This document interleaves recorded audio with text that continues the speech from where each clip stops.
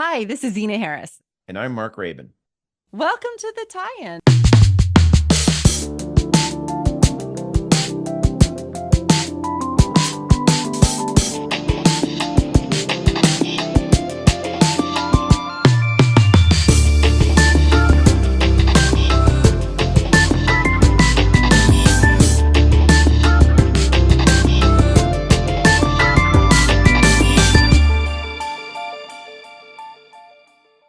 Hello and welcome to the tie-in. We are here at the Red Thread X House at South by Southwest in Austin, Texas. And today we have Hector Rodriguez, who is an award-winning comic book creator and of a superhero series called El Peso Hero.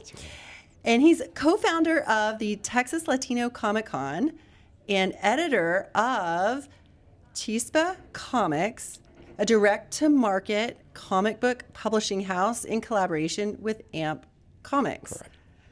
So that's amazing. And you focus on, or at least in one of your series, like climate change and storytelling and how it all connects. It is super connected, especially within the series of El Peso Hero. Okay. So within the Peso Hero, the bulk of the story is we're focusing on immigration reform. Okay. And so one of the major causes of immigration here in North America, South America, is climate change happening in South America as well. And specifically in one of our books, the Southwest gets, there's a natural disaster out of the blue happens.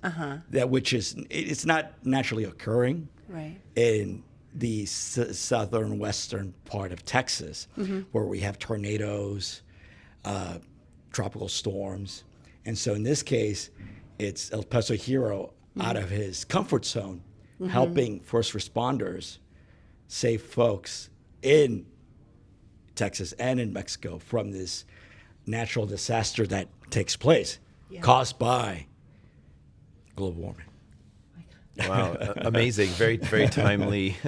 So, can you back up just a second? Tell us a little bit about who El Peso Hero is and what the premise of the with El Peso is. Hero, I grew up with comic books.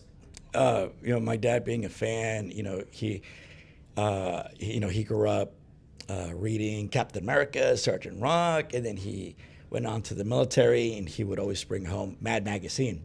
Yeah. Right. And so I loved ever since I was little, I would read through these Mad magazines and love the sequential art of Sergio Aragones, is a Spanish Mexican artist, super famous Sergio. And I was in love with the medium. There's nothing more powerful than sequential art as an art form. Right. You're right. And so it's an art form that is also tied to political and activism as well. And within the story of El Peso Hero, which I started writing in 2003, I was focusing on a norteño, northern Mexican, Southwest Chicano Mexican hero, kind of like a Luke Cage from the Marvel universe, somebody grounded, and somebody that would dress like any normal person. He doesn't wear a cape, he doesn't have a mask. So he's very low key, grounded. He looks like your Tio, belt buckle, cowboy boots, white shirt, blue jeans. That's all he needs. Yeah. So with the evolution of this, I'm super curious about what you have seen as you introduce this character in this series, how you've seen, sort of the comic book world, the comedy kind of aspect of this, kind of translating into, fan engagement, fan literacy, and the topic that the character explores. We've touched upon so many different issues and topics. Yeah. It's just that the Southwest between Texas and Mexico, it's a cross-cultural bridge of language, food, climate as well. And a lot of folks don't understand that we share this climate change together. Right. It's a global problem, It's a global problem. And so within the pages of El Peso Hero, it's set in the real world. And so I'm focusing on the issues that both sides of the folks from the border face, either it be immigration, border violence, injustices. And in this case, even in one of the books that went viral, we touch upon the detention facilities, the separation of families in the border. When we have the surges from Central America and now recently from Venezuela. And a lot of folks don't understand that it's a political, economic, and as well as climate pressures that they're facing here. So. Yeah. And what feedback from your audience? Have you received any feedback? Like, do they like it in this medium? Like, are they picking up on topics? Yeah, like, I know. I've been embraced by the Latino, Latinx community as well. We're about to hit 14 years of El Peso Hero.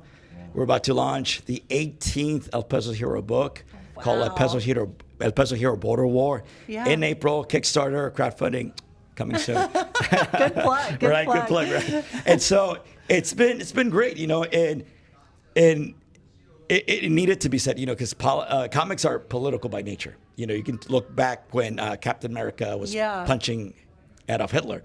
Jack Kirby hated fascists, and I'm going to go here in 2015 before Trump announced. Well, right after Trump announced his candidacy, 2015, we as a community needed to have make a calling, take a stance against discrimination, racism, injustices. And so I made a honorary homage cover of Captain America punching Hitler, but instead it was El Peso Hero punching Trump.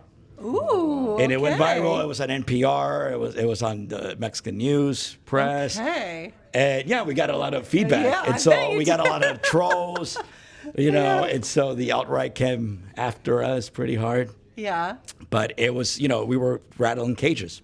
Right, which is what, storytelling and in different forms, does, right? Pushes boundaries, right? 100%. So super interesting. So where are you taking this? Like how does this translate into engagement at the Texas Latino Comic-Con? Yes, and so with Texas Latino Comic-Con, we're about to have our 8th show. It's a sponsorship with the City of Dallas, the Cultural Arts Department. It is in the Latino Cultural Arts Center. We've been doing it since 2017, and it's a free event where we invite creators from the community to showcase their talents, their arts, in a free public space, an open, secure space for everyone. And it's something that has been very uplifting for the community, especially through some tough times. And so that's where we're seeing these beacons of, cultural relevance and activism for different parts of the community, either be Latino Comics Expo in Long Beach, here in Austin, Mex American, Crearte in Brownsville, here in, of course, Texas Latino Comic-Con. And so we have community beacons, and as well as with Chispa Comics, we are making strides in the direct-to-market comic book area, which there aren't any Latino comic book imprints, and we're the only one. Really? Right now. I mean, we're the only good one. for you, but surprising. We are. And so we showcase different stories. With like the 13th year, we have horror, with our partners and our parent company, Mucho Mas Media, making strides in the Hollywood space with The Long Game, with Jada Hernandez. And so they're making strides in Hollywood in streaming services, trying to bring representation in Hollywood through Mucho Mas. Yes. Just take us through one of the episodes with El Peso. Like, is there any sort of memorable moments where he's battling? Obviously climate change has some effect on it. He's helping people. Like, what is a typical scenario? Gosh, I'll tell you this. Okay, so COVID came, and it was such a impact, and backbone of the American economy are the farm workers. We noticed also the folks that are in the service industry. We notice how important they are. And to me, I see if there's a need, El Peso Hero is going to be there, right? And so we had a COVID issue, right? Where in this case, El Peso Hero took a back seat from, help, from fighting natural disasters to, defending folks from crime, organized crime. I'm being careful with what I say. Yeah. Organized crime in the border. And so in this case, he takes a back seat, and the real hero was a nurse, where she was distributing face masks to farm workers.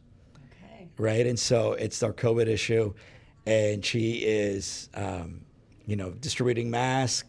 And you also see a little bit of the insights of some of these farm workers still afraid of being deported, but still being there doing their work, providing for the industry and working to make a living.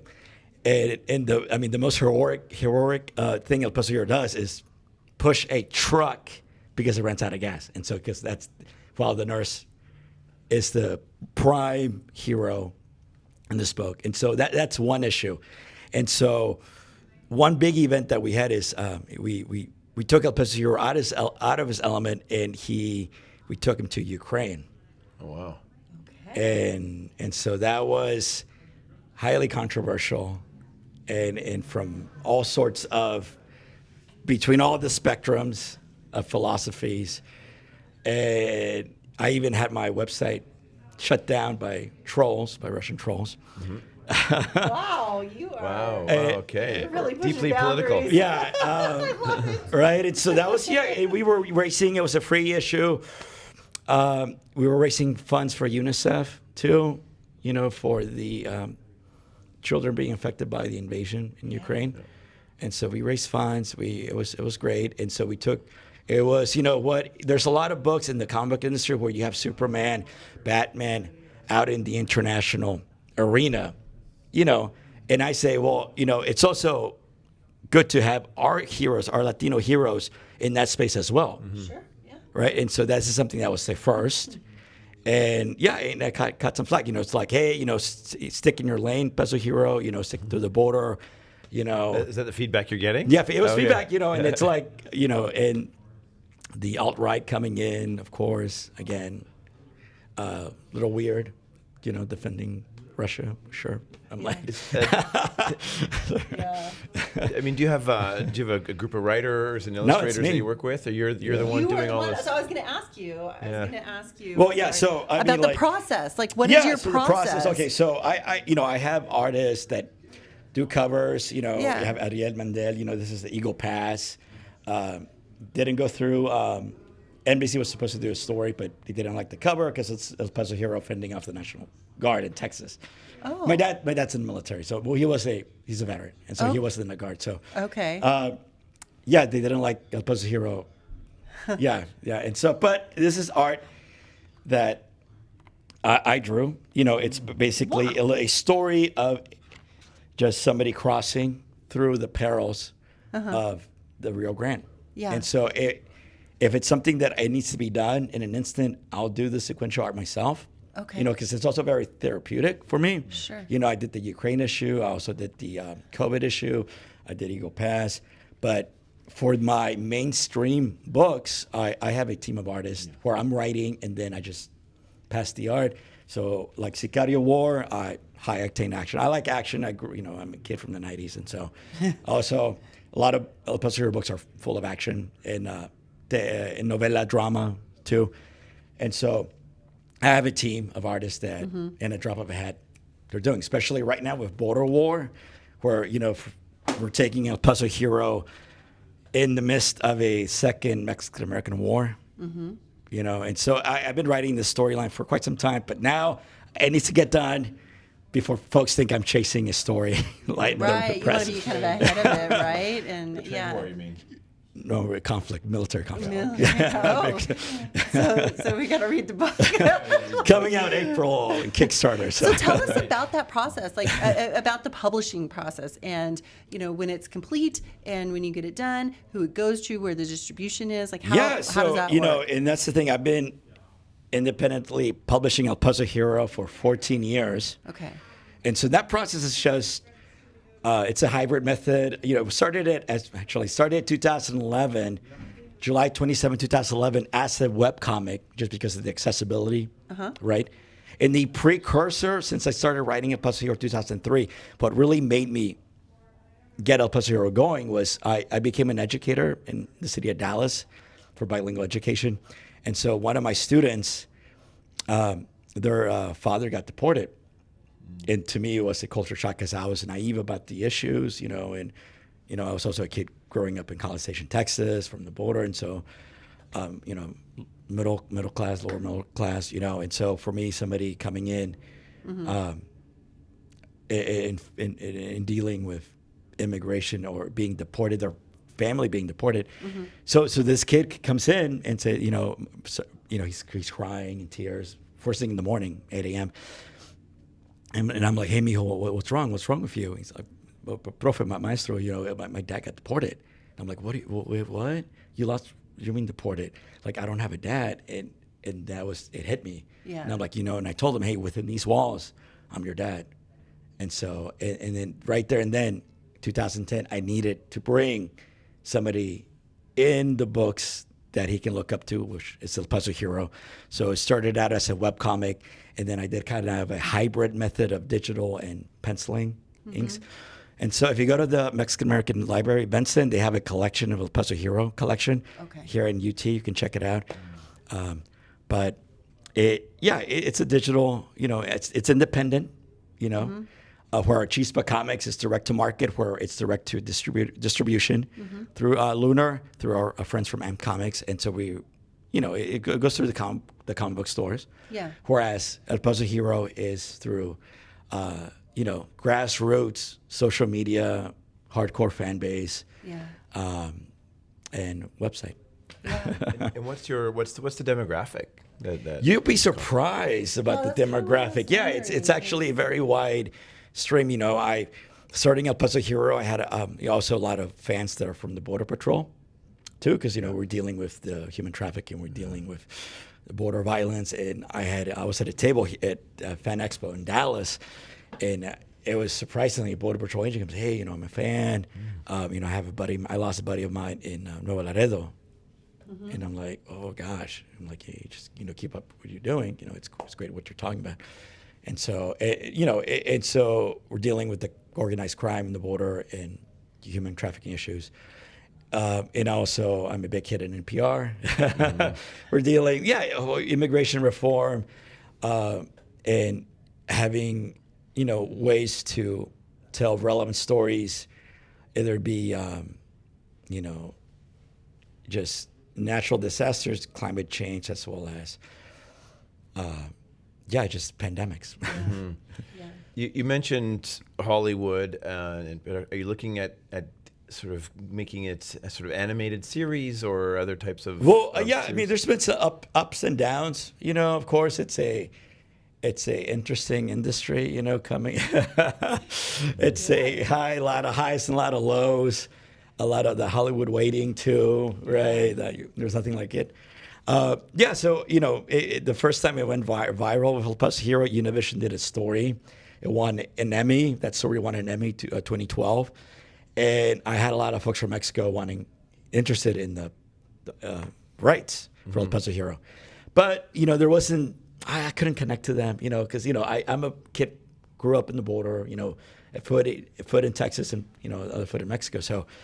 I was kind of waiting for the right person. Yeah. And it was until Javier Chapa from Mucho Más, a kid also who grew up in El Paso, went to A&M himself, and he's making strides in Hollywood. It's like, hey, Hector, I'm a fan. I love what you're doing, El Peso Hero. Let's have a conversation. Yeah. So we talked, and right now Mucho Más has the pitch rights for El Peso Hero, and so there's been some highs. pre-pandemic, and then pandemic hits, and the industry changes. So, and so right now it's we're just cautiously optimistic. Yeah. Well, whatever happens, happens. Yeah. Yeah. That's amazing. Well, tell us where folks can get a hold of this. Like, what's the website? Yes, and so, I was at the BIPOC Pop here at the UT as a guest with Professor Frederick Aldama. He runs the Latinx Arts Media Department here, and we were having a conversation about the efficacy of social media at the moment. Okay, yeah. And it's so. Tell what did you talk about? It's so challenging as It's challenging. I creators, right? And so, right now I'm pivoting towards more Blue Sky and Substack. Okay. And also I'm going back into my personal webpage more, as my mailing list. But of course, the legacy social media, Facebook, Instagram, they're there. You can find El Peso Hero. Just type in El Peso Hero. Follow us there. Sign up for the Substack, the mailing list. It's a great. I talk about the comic industry, independent comics. It's a little bit more, just the producing of the books, and so the writing aspect of it, and also, if you can also follow the El Peso Hero Kickstarter too, as well. But yeah, if you Google Peso Hero, you see various. You see it. Yeah. Just spell it for our listeners who. Oh yeah, Peso Hero, ELPESO Hero, because it's Spanglish. Oh yeah, we have it on It's the sign Spanglish, here. yeah. Okay. Right, Yeah. and also if you're looking for mainstream comics books, making waves in the horror industry, superheroes, we have Chispa Comics. Talk to your local comic book shop to order Chispa. Cool. Yeah. Cool. And we have a question that we ask everyone. So I would love to get your take on this. If you were to write a new playbook, how we do things in, the comic book industry, for example, with guiding principles for how we do this work, what would be first on your list? Being sustainable, and so it's important for me. I drive an EV, not a Nazi car, but a Bolt, Chevy Bolt. So no offense to those that are Tesla. No offense. They made waves in the industry, opening up chargers. I love it. Thank you all. No offense. But yeah, being sustainable. The digital formats of comic books, being open to that. The industry started with newsstand editions. And so we're looking into maybe, recycling aspects as well. Yeah. And right now with tariffs hitting, looking inwards, because a lot of our paper comes from Canada. There are a lot of big books are distributed printed in China, coming here, but it's writing a playbook could be sustainable, locally, helping local printers through recycling means, looking at digital formats, web comics, very grassroots community oriented. Awesome. A collective, Yeah, that seems to be a thread that runs through a lot of our conversations. So it's interesting to hear you say that too. So awesome. Yeah, thank you so much. Any last thoughts for any other last stories of our hero, El Peso? No, thank you so much. Curious. It's an honor having me here. Thank you. Beautiful scenery. Please check out the tie-in on Apple Podcast. 100%. Well, share and like and subscribe. Good reviews, 5-star reviews. Yeah. 5-star reviews on everything, And check out the El Peso Hero Kickstarter coming out in April. You can sign up for the wait list right now. We'll put a link for that. Thank you. Appreciate you. Yeah. Thank awesome. you. Thank you very Great. much. Thank you so much. Thanks for having me. Our designer is Aaliyah Kane. Music is by Peter Chapman. Our producer is Colin Miller.